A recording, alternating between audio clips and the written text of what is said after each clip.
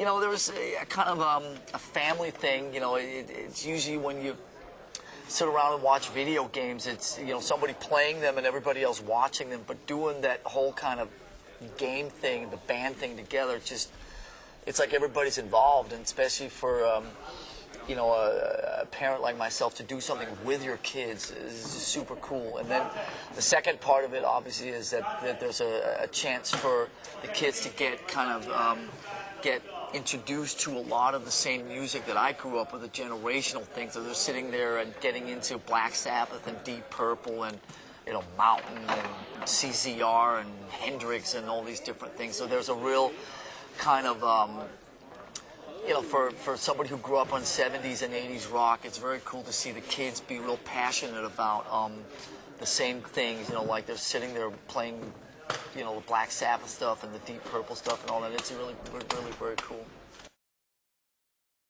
The main thing that we're doing with Metallica game is we're doing the double pedals. And doing the double pedals obviously makes it more realistic to the Metallica element, in that I've always played double bass, and it's always been a big part of what we do and our sound and so on. So we're proud to be the first ones out of the gate doing the double bass thing. Obviously, this is a great new way to reach a whole new bunch of kids. It's a great way to satisfy a couple of different needs, which is the curiosity about video games and the curiosity about music.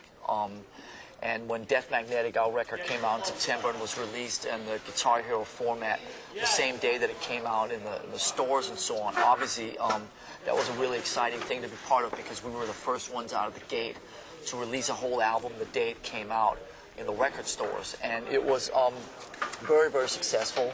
And it just, I think 5 years from now, 10 years from now, people, bands, and so on will be releasing their records at the same time through, you know, the Guitar Hero platforms and so on, as they will with CDs, and making them, you know, available on iTunes and so on. So I think it's awesome.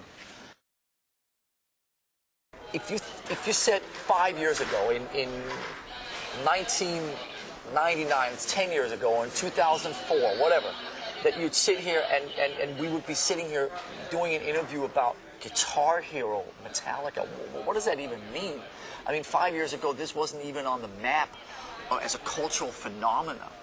And now it's part of our daily vocabulary. It's part of who we are and what defines popular culture in 2009.